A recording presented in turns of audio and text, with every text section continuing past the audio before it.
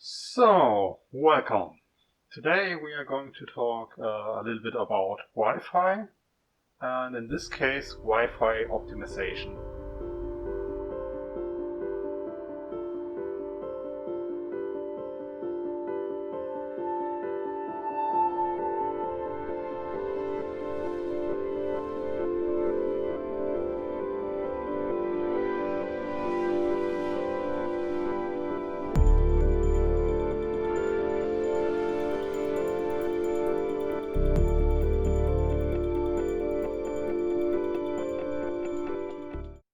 But not just Wi-Fi optimization.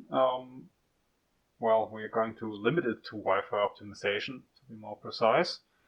The theoretical background, so how waves propagate through air and, basically the very complicated stuff. We are going to leave that out for today. Because, it's going to blow the space, the time we have for a sensible episode. In this case, we are going to only talk about how you can achieve better Wi-Fi performance within your home. It's not going to be about how to get a perfect reception or anything like that. It's just going to be how to optimize what the steps are, how to optimize it for your own home, also how to optimize it for perhaps a smaller office building or your private business. It's not going to be how to optimize it for outside spaces, because that's another topic for itself. We are going to limit this to indoor use only. So the first thing obviously is going to be disclaimer. We are going to leave out all the high theory stuff, because again, this is going to be a separate video, as it is too much to put it on all in one video, and it's probably going to be a little bit distracting to put all of that in one. With all of that out of the way, let's get right to the first topic. Power. The easiest way, obviously, to improve your Wi-Fi network would be to say, okay, let's pump in more power to the antenna, let's pump in more power into the air, and that should pretty much give a better Wi-Fi reception. Yes, let's keep it short here. This would actually improve your Wi-Fi reception. The other question is obviously if you can increase the power on your device that receives the signal as well, because, the signal can get to you, but it also has to get from you to the access point, which is the formal way to call the Wi-Fi router, which would be looking something like this. An access point is only the thing that pretty much makes the Wi-Fi, to keep it simple here. A router does a lot more than just giving you access to Wi-Fi. It is also creating a network and stuff like this in the background. So, what is stopping us from just turning up the knob and giving it a lot more juice? Well, in terms of hardware, there is really nothing that is going to stop us, except perhaps a little problem like more power consumption and potentially you frying yourself. But in terms of regulations, there is, pretty much something in the way for us in pretty much every country here on the world. In case of Europe, for example, which can be used as pretty much a good example and standard, I've grabbed these files here. So for 2.4 gigahertz, you are allowed at 100 megahertz to send, which should be equivalent to 220 dBm, which you are not allowed to exceed. Obviously, you could exceed this, but doing so would not only get you into a lot of trouble if someone finds out, but if something goes wrong or people notice what you have tampered with, you will get in a lot of trouble. So don't do this, because it may also, damage devices, and it may also damage you, which is potentially not something you want to have happen to you. As you can see, the allowed power or the allowed wattage at which you can send differs from channel to channel and from the basic the gigahertz here shown. So the 5 gigahertz with channel 36 to 64 is allowed 200 milliwatts. Sorry, megawatts would be a lot. 5 gigahertz channel 100 to 140 is 1000, and 5 gigahertz channel 155 to 171 is allowed a whopping 4000 milliwatts. I don't know what I have with megawatts today. Would be cool, but definitely not be safe. So, can we increase power? Sometimes yes, because sometimes your router access point may be in a power saving mode, and you may be able to disable this. But mostly you will be running out of luck there, because you will run into hurdles there. They are often programmed into the router and hard-coded into them, so you will not be able to exceed the voltage level that are allowed by whichever country, state you are living in. So, what could be the next thing we could think about? Sorry, oh, that was the wrong direction here. Clients.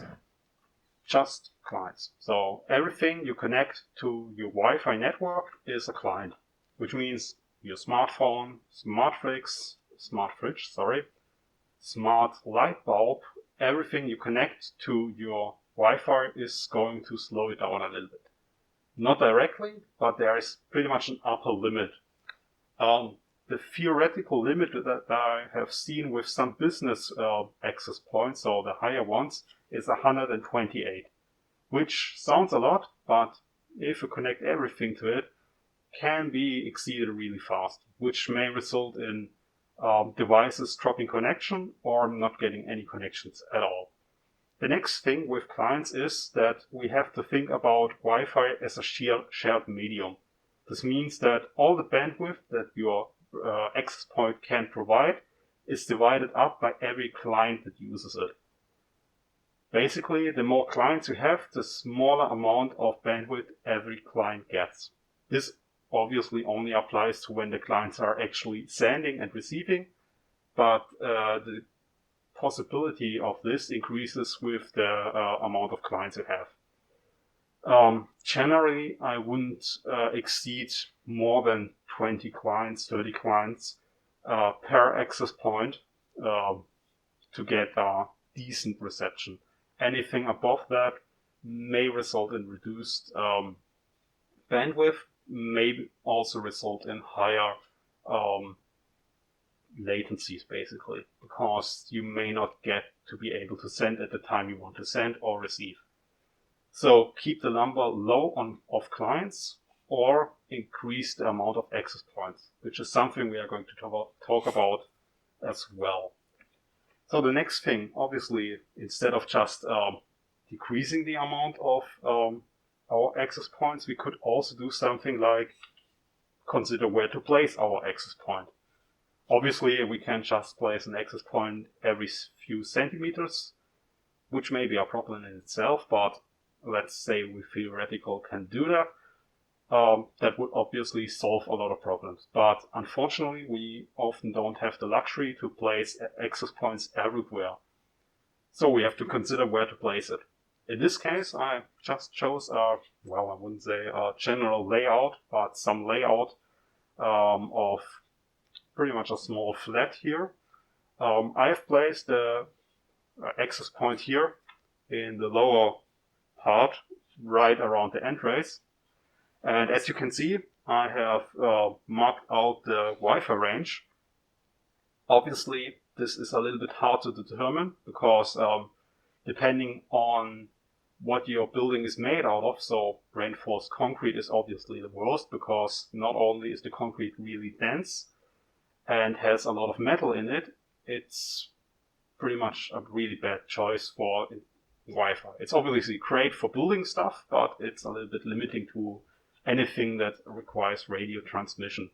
The best would be something like a drywall or wood pretty well. Wood may also be not as great, but probably drywall would be one of the best. As long as you don't have a lot of metal in it, it should be pretty much good to go. So, getting an accurate reading or estimation of what your Wi-Fi access point may be able to provide is a little bit tough. So the numbers here written, the 2.4 GHz 70 meters and the 5 GHz 30 meters are a rough estimate of what you can get. The more walls generally are between you and your Wi-Fi access points, the lower the chance is of getting a good reception. So you want to make sure that your Wi-Fi access point is not only far off of metal things and big walls, you also want to get it in a nice place where it can spread its signal a little bit better. In this case, that would mean to move it a little bit up into the dining area, because we have a lot of open space there, no walls in the way. The only thing we have to consider is how to place it there, which we could, for example, screw to the ceiling. There are special access points made for that. And we could probably get away with almost the entire place being perfectly mapped, perfectly saturated with one access point. The only problem may be the study room up there, but this circle doesn't mean that it just ends there. There's no hard end to Wi-Fi. It will at some point not work anymore. What I've marked out here should be the rough estimate of what of where the Wi-Fi should still be in a really good condition. But obviously placement is just one thing. Sometimes we can't decide where to place it because there's something in the way. We have to get a little bit creative. In this case, we can go to the decision of what band we are going to choose. There's two options for the general consumer, which is 5 GHz and 2.4 GHz. In this case, this image is pretty much demonstrating what a wave looks like, which is our y-coordinate showing us our amplitude of the wave, which is the strength, to put it in easy terms. Our x showing the time, and this sign here, which is called lambda, is the space between one wave and the other. So one part of the wave and the other. Generally speaking, to make it easy here, the higher the frequency, so the smaller the lambda value, the worse it will perform in general applications. This means choosing a lower frequency will increase your reception. As we have seen with here, 2.4 GHz is going to give us roughly 70 meters and 5 GHz only 30 meters. That's pretty much because of, we will talk about this in a more in-depth video about how electromagnetic waves are actually working. But the theory behind it is pretty much that a higher frequency is going to get more obstructions in the way, and is getting easier obstructed than a lower frequency. In our case, we can only choose between 5 GHz and 2.4, so the idea is to choose 2.4 and be good to go. The only problem is a lower frequency means that the space between each wave is smaller, and we can only transmit data by changing the waves. This means that there's basically a small amount of waves we can change with 2.4 GHz, which means there's a small amount of bandwidth available to us. We can mitigate this to a certain degree by enabling something called dual band, which means that your Wi-Fi access point will send at 5 GHz and 2.4 GHz. But obviously, if you get a little bit out of range of the 5 GHz network, you will suffer some bandwidth limitations. So, what is another option? Obviously, because we have talked about 5 GHz and 2.4 GHz, there are also frequencies involved with each channel of these. With 2.4 GHz, we have channel 1 to 14, and with 5 GHz, we have the channels 36 to 165, though there are a few channels missing in between here and there. Also, some channels may not be available in your country specifically. Mostly channel 14 of 2.4 GHz is going to be not available for most of you. I think it's only available in Japan and some other smaller countries. I'm not quite sure in which one. But I know that channel 14 is not often available. Not only is this a problem, there's also the problem with some of these channels overlapping. Basically, if you use channel, let's say 6, you're only going to use channel 6. There's going to be a little bit of overlapping. This means that channel 5 and channel 7 are also going to be not directly used, but influenced by this. This means if you have your access point set to channel 6 and your neighbor's access point is set to channel 5, even though they are on different channels, they will still influence one other, which means reduced bandwidth and increased latencies. So the channel RAM rule here is to use channel 1, 6 and 11. This gives you the best in terms of not overlapping, and should channel be the channels you use. The best channel in this case should obviously be channel 1, because it has the lowest middle frequency at 2412.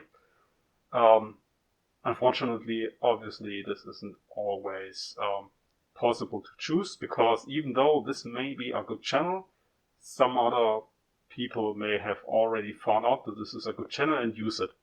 You want to stick to a channel that is free.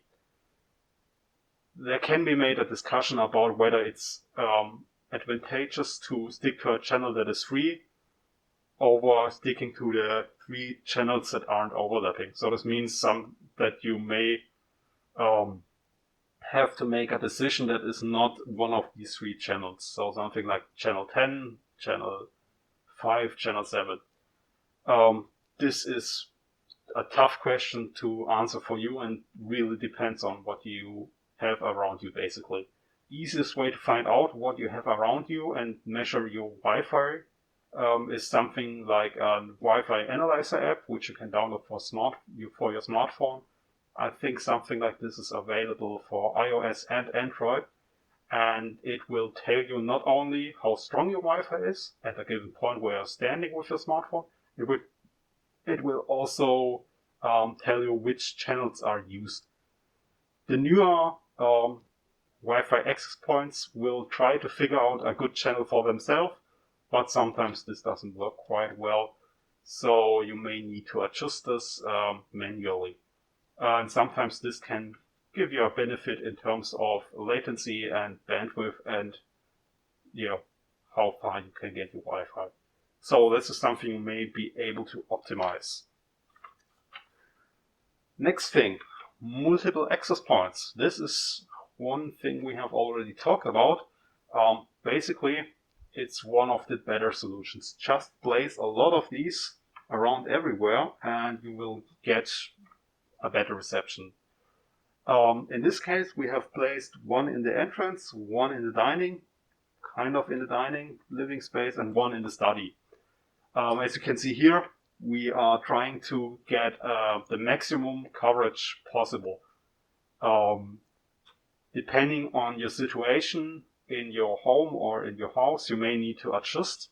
This means that placing a Wi-Fi router in a space you think is good, and then go around with your smartphone, measure how good the reception actually is, and then placing another access point halfway where you want to get better reception.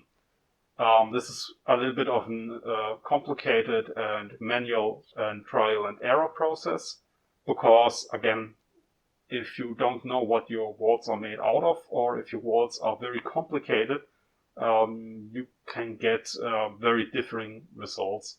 So you may need to do this manually. And a good thing to connect all of these access points to your main router would be to use something like PowerLAN, which I think it's called. It's pretty much you're putting your internet onto your power lines, so onto your kitchen appliance, where your kitchen appliance is connected, and to get its juice from, you can also connect one of these adapters to put your internet, your network, on your power grid. This can be used to mitigate the problem of having to, pretty much get a cable, a NUDI cable installed into all of the spaces where you want to put an access point. That way you can use a normal power socket to get internet. This is still better than using a Wi-Fi repeater, which I strongly advise not to do, because not only will it increase your latency, because if you think about it, your device has to send its packets, so its internet things, first to the repeater, and this one is then going to process it and send it to your access point. It's also a little bit tricky to install, because you have to find a really good spot where your Wi-Fi reception is still acceptable good, but is still within the range that you want. So it's a little bit tricky to get right, and it's generally not the best solution. I would go for multiple access points all the time. There are only a few situations where I would go with a repeater. So access points should be better to work with. Also, if you name your access point the same way as, so if all access points that you are using have the same name and the same password, your device will figure out which one to use all by itself. So this is pretty darn useful. That way you don't have to think about anything. And the last part is going to be antennas and the design of the antenna. As an example, I have got this one here and this one here, and also some images here. The outer right here would be an antenna that is specifically designed to transmit Wi-Fi over a longer distance, but with the disadvantage of only having a very narrow field where you can actually get a Wi-Fi reception. This means if you're outside of this field where it's getting transmitted, there's no Wi-Fi reception. But because it is confined to this small space, it will get a lot further with the same amount of power put into this antenna. The middle one is one that you will often find in things like your laptop, in a little bit different design in your smartphones, which is these flat ones. They generally work really well and receive their signal from all around. So they aren't specifically designed to receive a connection or a signal from a very specific direction. They do, though, have better reception in certain certain axes. Let's put it like this. And the last one is probably something that most people think about when they hear antennas and Wi-Fi. This is pretty much a standard round antenna, which is going to put out its signal in a ball-like shape, kind of. So if you think about a signal coming from the middle here, it will propagate a little bit like a ball. Not perfectly. It's called omnidirectional. There's nothing like a perfect omnidirectional antenna, but it will be good enough. So this means this antenna will send and receive good in pretty much all directions. Obviously, an antenna like this one on the right here is going to beat it at long distances because it has a narrow focus, so it's a lot more confined to one space than this one. But for general reception, so pretty much where you don't know where your device is and where your access point is and in which rotation it is, the right and the middle one, the right here and the middle one here, are going to be a lot better. So I hope this gives you a general direction and idea of what you can do at home and in smaller businesses, how to optimize them. I am restricting this to smaller businesses because there are a lot of things that you can do with in bigger businesses and bigger spaces that require a lot more money to do and a little bit different devices to do. So this is a tutorial or an idea how to do this with normal access points and not some business style access points, which can be better, but are a lot more complicated to properly install and set up.